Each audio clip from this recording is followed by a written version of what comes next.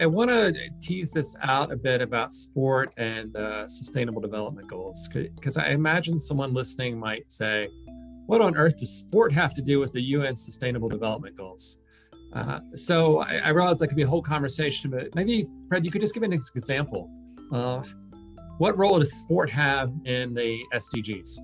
Yeah, so I think fundamentally the SDGs are guidelines, they're guiding points. Many of the issues that you see across the goals are, we are familiar with, but obviously the research and the indicators and the targets that have been set give organizations, a guiding point to align to and understand that taking action is crucial to achieve these goals. And so I think, that point around sport being a microcosm of society, organizations within sport can't get away with not taking a stance now. If you're a neutral, if you're acting neutrally, then you're almost causing more damage through that process. And so I think the role that sport has is to understand that every organization has a role and has a community that it is working with in some capacity, whichever way you look at it.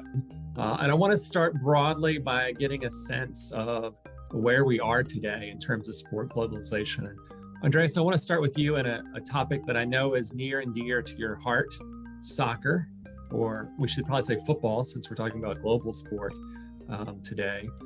Let's talk about the Super League. So this was an example of global sport where fans said, wait a minute, we don't want that. So can you give us a little insight in the Super League and what happened there? Sure, and it's great to be here. I'm really thrilled to be part of this conversation. And speaking of football or soccer, today is the opening of the Premier League season, so I've got my Arsenal jersey on.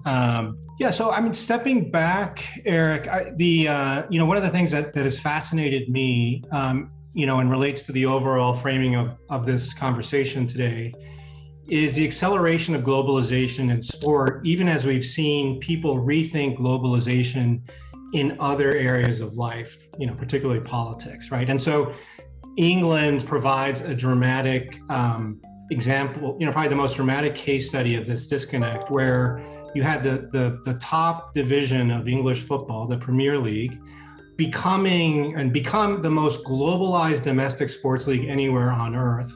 And that process accelerating even against the backdrop of Brexit and other instances where people were saying, wait a minute, we want to reassert the importance of national boundaries. We talk about, we've talked about the rise of athlete voice, the importance of cities, wanting to commit to staging these large events. Well, what about keeping all of the participants safe, right? And this is where I think sport can really become, a change agent. Like, for example, what is the word for safeguarding or safe sport in other languages? Some languages there isn't one, right? And so when we look at sort of the auxiliary effects, of sport at any level, right? Whether you're on the fields with little kids or in the stands at the Olympics, the common thread is, how can we continue to utilize sport, to create change, especially when it comes to preventing abuses of the people involved, right? I mean, it's a little bit of a heavy topic and could be its own panel, but the athletes are really the ones who are leading this charge, right? I mean, you look at with gymnastics, U.S. gymnastics finally has this reckoning, of abuses that were happening, I mean, terrible abuses. And that sets off British gymnastics, Australian gymnastics, volleyball all over the world, basketball in Mali. I mean, it's, the communication and coordination of this athlete voice and the activism, aspect of it can really lead to some significant changes outside of the world of sport. And one of those areas is protection of people who participate, right? Who consume this content that we're talking about, these billions and billions of dollars worth of investment and content and, and coordination. Well, how do we keep everybody safe, right? Who's a part of that community? And sport can help spread the word because it's something we all have in common, right? One thing the pandemic has done is heightens people's awareness of these injustices and prejudices, and we have an opportunity to rebuild better. And sport is a absolutely crucial tool to do that within our communities. I mean, we've been talking a lot about, just going back to the last segment, we've been talking a lot about sport as a microcosm of society, but I also think, a lot of, what we're kind of getting at is that it's also a magnifier, right? Not just because sport is sort of a common language that crosses borders, as Lori was alluding to, but it's also something that people care passionately about. And it's participation, the obvious answer to is sport good is, at a very basic level, and we just sort of take this for granted, the participation in sport makes us healthier. And so that's, there's nothing that's going to compete with that good. But sport fandom and the sort of community and identity that create and the way sport connects us to each other and to our geographies, and that is, it can cut both ways, right? In general, I'm a huge proponent for that interconnectivity. The United States has a history of being isolationist and believing in this American exceptionalism, and we wanted to play our own sports. And we would proclaim the winners of a domestic league world champions having won a World Series. That is absurd. And I think one of the great things about the rise of soccer in the U.S. and the rise of the U.S. within the world of soccer is to make, younger, generations of Americans more connected to the rest of the world and appreciate that the entire universe doesn't revolve around the United States. So Lori, Andrés brought up the Olympics. So let's go to you. You're our Olympic expert.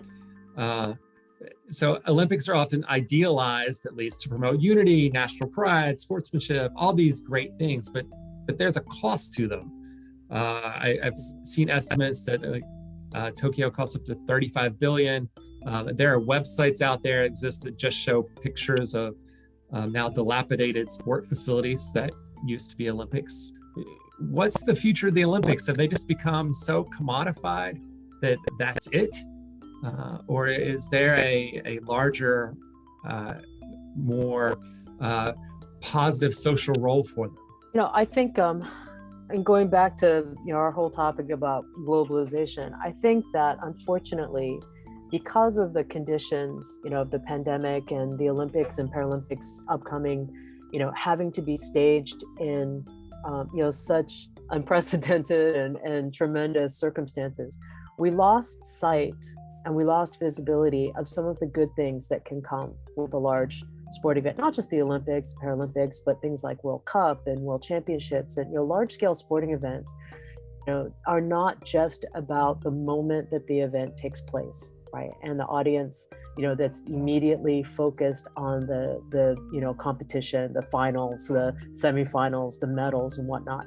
Some of the benefit and a great deal of benefit, from events, especially like the Olympics and Paralympics, are some of the social and community programs that can come before, during, and after. I want to thank you all for your time and your insight and wisdom. I know I could have this conversation with each of you for hours, and the hardest thing for me is not to continually ask you questions because you have so much wisdom and insight. So I really appreciate you as well as all our attendees who logged on. I think I can say confidently, we all believe that sport has the power to change the world for good. And I'm thankful for all of you, encourage us all to continue to do that work. So thank you, and I'll turn over to Ken. Thank you so much. And thank you to our host, Eric Legg, and each of our panelists. Thank you so much. This was a fantastic conversation.